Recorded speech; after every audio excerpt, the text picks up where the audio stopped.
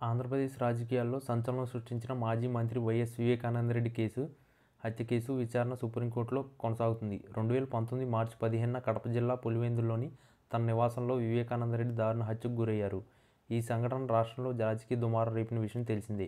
ఈ కేసు దర్యాప్తు కోసం సీబీఐ రంగంలోకి దిగినప్పటికీ గత 6 ఏళ్లుగా అనేక మలుపులు తిరిగిన ఈ కేసు ఇంకా కొలిక్కి రాలేదు. విచారణ ముగిసిందని సీబీఐ చెప్పడంతో ఈ కేసు క్లోజ్ అవుతుందని అందరూ అనుకున్నారు. అయితే సునీత జోక్యంతో ఈ కేసు మళ్లీ తెరపైకి వచ్చింది. ఈ కేసు తదుపరి విచారణ సెప్టెంబర్ 9కి వాయిదా పడింది.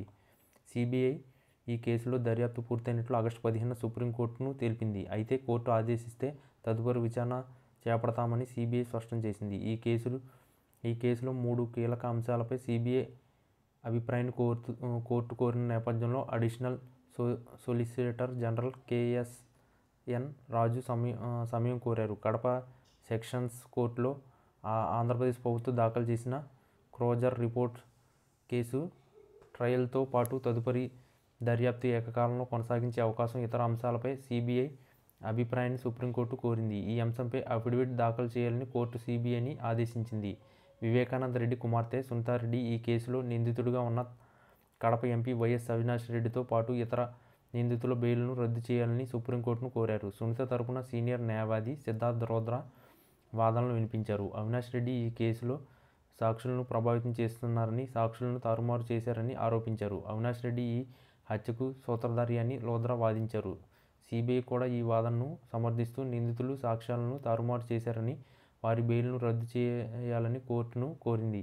ఈ కేసులో సాక్ష్యాల తారుమారు ఆరోపణలు తీవ్ర చర్చనీయాంశంగా మారాయి. వివేకానందరెడ్డి మృతదేహాన్ని బాత్రూమ్ నుంచి బెడ్రూమ్కు తరలించి రక్తపు ఆనవాళ్లను తుడిచేసినట్లు ఆరోపణలు వచ్చాయి. సాక్షులైన గంగాధర్ రెడ్డి, కటికరెడ్డి, శ్రీనివాసులు రెడ్డి, వైఎస్ అవినాష్ రెడ్డి, ఈసీ గంగిరెడ్డి వంటి వారు అనుమానాస్పద పరిస్థితుల్లో మరణించడం ఈ కేసును మరింత సంక్లిష్టం చేసింది. ఈ మరణాల వెనుక నిందితుల ప్రమేయం ఉందనే అనుమానాలను సునీతారెడ్డి వ్యక్తం చేశారు. ఈ కేసు దర్యాప్తు సందర్భంగా వివేకానందరెడ్డి పిఏ కృష్ణారెడ్డి ఫిర్యాదు మేరకు సునీతారెడ్డి, ఆమె భర్త నారెడ్డి రాజశేఖర్ రెడ్డి, సీబీఐ అధికారి రామ్సింగ్పై పులివెందుల పోలీసులు కేసు నమోదు చేశారు.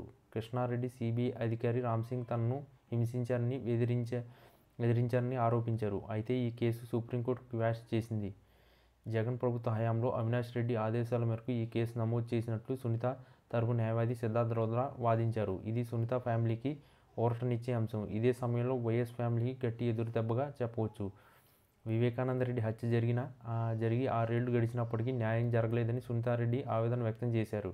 నిందితులు యథేచ్ఛగా తిరుగుతుంటే మా కుటుంబానికి శిక్ష పడుతుంది అని ఆమె వాపోయారు. సాక్షులపై ఒత్తిళ్లు, బెదిరింపులు జరుగుతున్నాయని, సాక్ష్యాలు మరణాలపై అనుమానాలున్నాయని ఆమె ఆరోపించారు. న్యాయం కోసం హైకోర్టు, సుప్రీంకోర్టు చుట్టూ తిరుగుతూ పోరాడుతున్నట్లు సునీత తెలిపారు. వైఎస్ వివేకానందరెడ్డి హత్య కేసు ఆంధ్రప్రదేశ్ రాజకీయాల్లో కీలకమైన అంశంగా కొనసాగుతుంది.